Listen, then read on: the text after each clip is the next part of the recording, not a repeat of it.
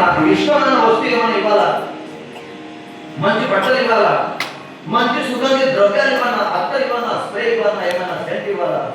అప్పుడు ఆమె చెప్పింది, అష్టభోగ భోగనే మాతే నాయి తాడ భక్తి ప్రేమ గోడ మేరేగే మాయ.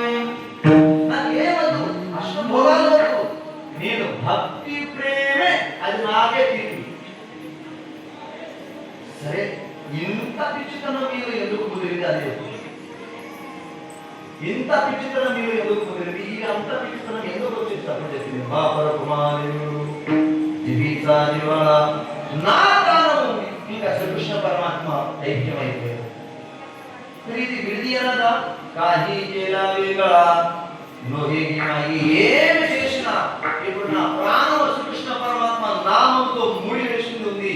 ఈ ముడి ఇప్పుడు విప్పడం జరగదు. బస్ ఈ జీవితానికి ఏంటే, ఈ లైఫ్ ఇంతే, దీని తర్వాత ఇంకొకటి ఏది లేదు. కానీ